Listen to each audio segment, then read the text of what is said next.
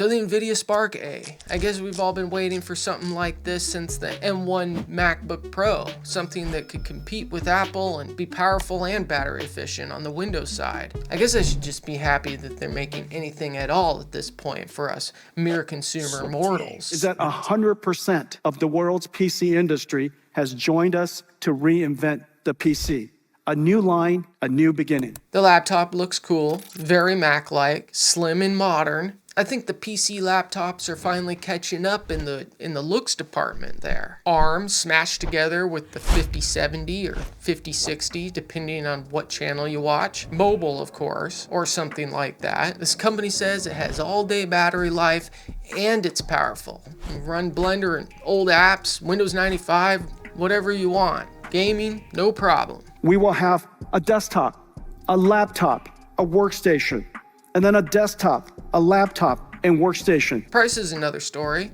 It doesn't have one. But if everything else is an indicator, then only the most well-paid of us will be able to afford it. Of course, without making it a real priority. Like, I pretty much live in a box, and I would rather go without driving than have an incompetent computer. And still, it's been like 5 years since I've upgraded. So sorry, not sorry, NVIDIA. If I was to choose to sell a kidney at the moment, to keep my terminal technology addiction alive, I'd probably still go with the MacBook, rather than being a beta tester for your data center driven company. And that's coming from a guy that's built a few PCs in his day and always chose evil and good over any competition. I mean, they're all evil now, but you get my point. Still, competition is good, and any little bit we get right now is a net positive for consumers. Still, I wonder with Jensen saying stuff like this. The world moved away from those centralized computing environments towards everybody just using laptops.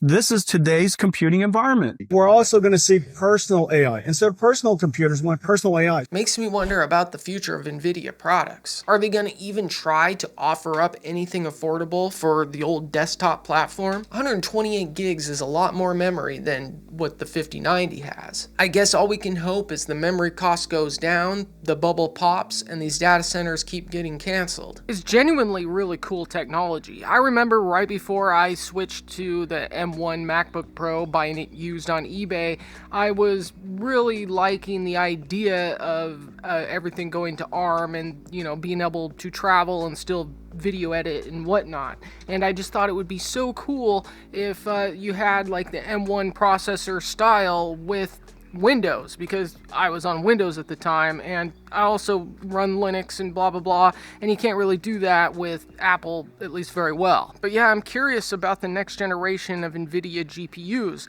or if there even will be one that's not a professional grade card like the 6000 series. When you need 128 gigs of memory and all the data centers are buying it up for exorbitant prices, and all the memory's going to like high-end stuff. I'm not saying the 5090 is cheap, but surely there would be some sort of regular person model. I'm not even talking budget. I'm talking, you know, 4080, 5080 style graphics cards. Will NVIDIA or even Qualcomm make a CPU that's on ARM, designed for the desktop, that allows more power? And are the new GPUs going to be compatible with both ARM and x86? Like I said, I like the idea of a powerful laptop you can take with you, but I also want to keep the power if we need it in the house, something that with a GPU, with powerful CPU and lots of cool components that I don't have to remote into